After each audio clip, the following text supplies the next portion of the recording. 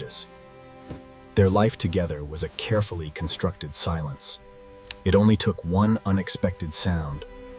My life felt simple, predictable. I had a 9-to-5 job and came home to a quiet house. My wife, Claire, always used to greet me with a warm smile and easy laughter. But over time, that warmth started to fade.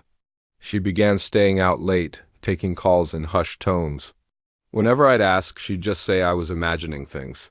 I wanted to trust her, I really did, more than I trusted my own gut feeling. One night she said she was going out with friends from work, but something in her voice just felt off.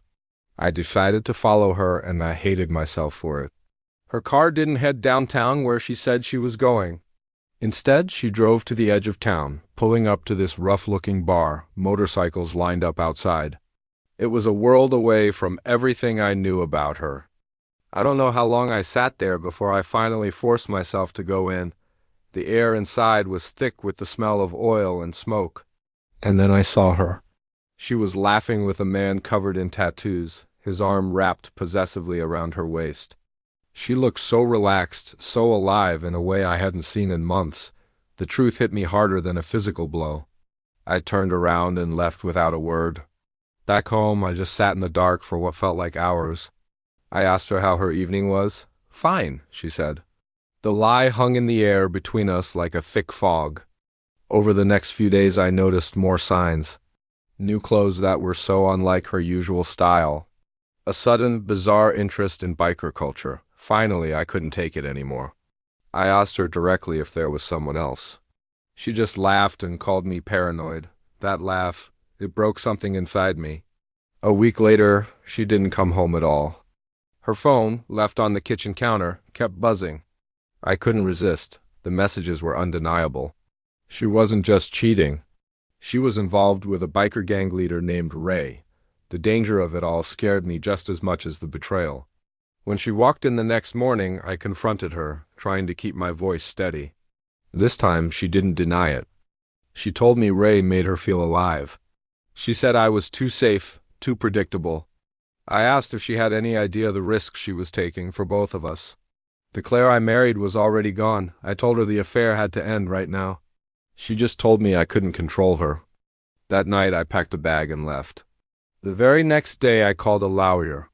I started documenting everything, quietly changing passwords, securing my finances. By the time Claire realized what was happening, it was too late.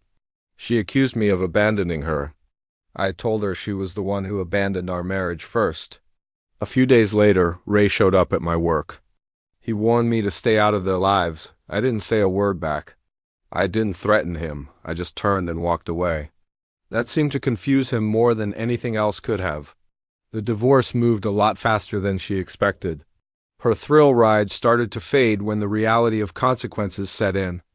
As soon as responsibility became part of the equation, Ray was gone. Claire started calling me over and over. I never answered. When we finally met to sign the last of the papers, she looked exhausted. She asked me if I hated her. I told her no, I didn't hate her anymore, I just didn't trust her. I could see that hurt her more than any amount of anger ever could. Months passed. My life slowly began to find its rhythm again. The fear faded. I moved to a new place, built new routines. Looking back, I realized that betrayal often hides behind the mask of excitement, and danger only feels thrilling until it burns everything to the ground. I didn't get revenge. I didn't win by fighting. I won by walking away. Sometimes the greatest victory is choosing peace over chaos. Thanks for listening.